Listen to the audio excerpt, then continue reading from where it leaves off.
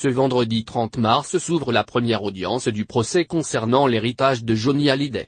Désormais, c'est au tribunal que les proches du rocker, son épouse Laetitia, et ses deux premiers enfants Laura May et David Hallyday devront régler leurs comptes.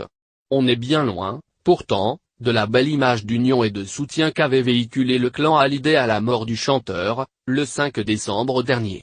On se souvient des étreintes et des embrassades devant l'église de la Madeleine. Il aura suffi de 2 mois, et d'un testament controversé, pour faire voler en éclats cette belle unité de façade et jeter un voile sombre sur les derniers jours de Johnny Hallyday. Pourtant, nombreux sont ceux qui ont voulu raconter les derniers instants du rocker préféré des Français. Le magazine Closer, dans son édition du 30 mars, fait le récit de ces derniers moments du clan Hallyday passés avec leur patriarche, Johnny. Dans son domicile de Marne-la-Coquette, le rocker a pris l'habitude de ne plus recevoir qu'une poignée de très proches à son chevet.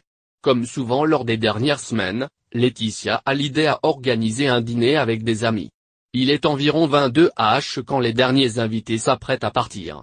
Johnny, qui a investi une pièce de 20 puissance 2 au rez-de-chaussée, manifeste l'envie de se lever de son fauteuil, peut-être pour rejoindre son épouse et ses amis, qui discutent dans la pièce voisine avant de prendre congé. Ils se souviennent d'une certaine agitation dans la chambre du rocker. Johnny Hallyday est alors entouré de 2 infirmières et d'un médecin, qui assure « on s'en occupe », avant que Laetitia Hallyday et ses proches n'aient le temps de s'inquiéter.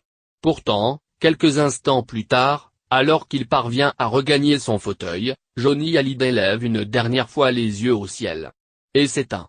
L'équipe médicale aura tenté de le réanimer pendant une trentaine de minutes avant de se résoudre à la mort du rocker le plus célèbre de France.